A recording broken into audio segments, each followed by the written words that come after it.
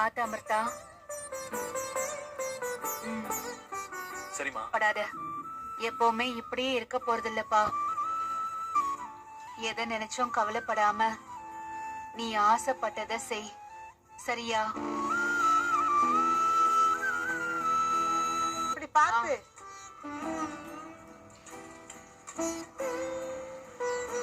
பொருளை பூரா ஆட்டோல எடுத்துட்டு வந்துட்டு உயிரை வாங்குறியக்கா. ஏய், அங்க பாரு, எழில் பைக் அங்கதான் நிக்குது. உள்ள போலாம் வா. சந்தனம், குங்குமம், இங்க வா, ஊதுவத்தி, அப்புறம் வாழை. சம்பந்தியம்மா உள்ள வாங்க.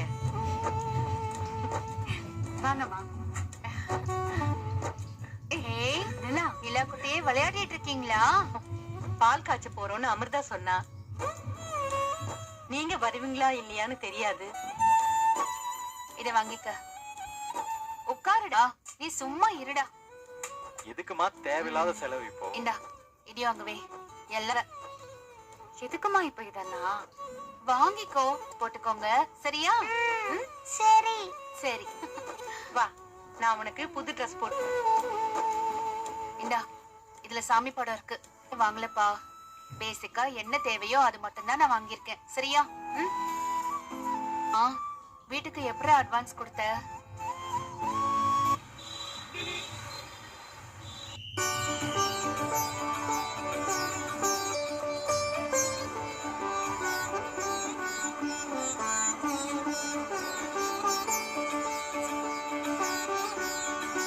வாங்கணும். வீட்ல இருக்கிறவங்களுக்கு நீ நிறைய சந்தோஷத்தை கொடு. ஆல் தி பெஸ்ட்டா. தேங்க்ஸ்மா. All the best Amrita. தேங்க்ஸ்மா. மிச்சம் வைக்காம சாப்பிடணும். சொல்றா. எங்க வெளிய? அம்மா சிச்சு. அச்சச்சோ. அமிர்தா, நான் கூட்டிட்டு வா, போயிட்டு வா. அம்மா இப்ப எப்படி இருக்காங்க?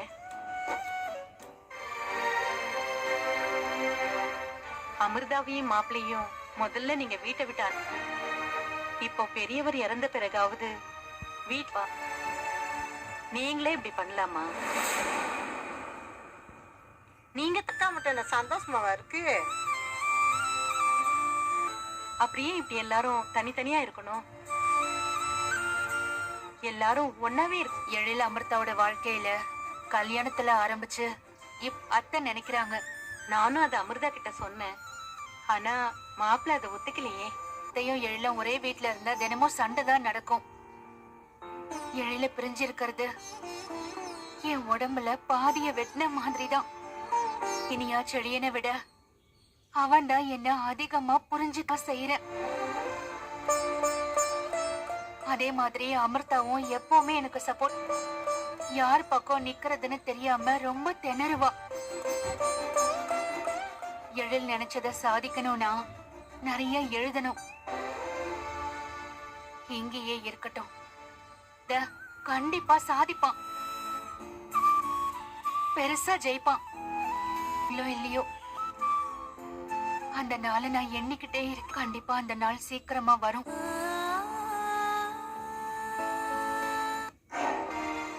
என்னடா அவர் போனே எடுக்கலையே?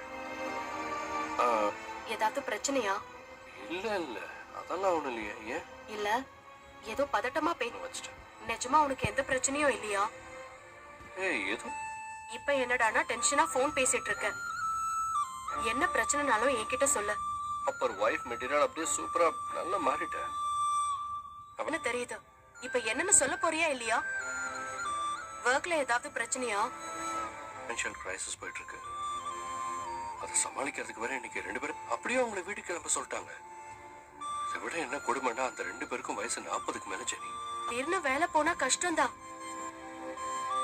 ஆக்சுவலி லே ஆஃப் பண்ணுவாங்கன்னு சத்தியமா யாரும் நினைச்சே பார்க்கல ஜெனி. இன்ஃபேக்ட் ஆஃபீஸ் இருக்கிற சிச்சுவேஷன்ல, ஏன்னா அந்த இப்போ ஃபயர் பண்ணாங்கன்னு சொன்னால அந்த 2 பேர் அவங்களாம் நல்லா இன்ஃபேக்ட் என் ஆஃபீஸ்ல ஒருத்தர் கூட இன்னைக்கு வேலை பார்க்கல. எல்லாருக்குமே அந்த ட்ராமா தான் ஓடிட்டு இருக்கு. அதெல்லாம் எனக்கு புரியுது ஜெனி, ஆனா எனக்கு ஒரு மாதிரி பயமா.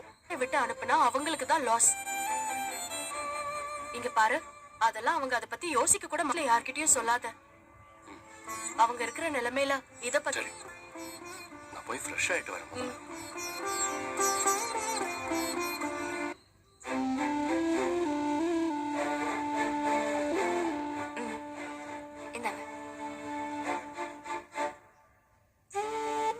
செவ்வாய்க்கிழமை.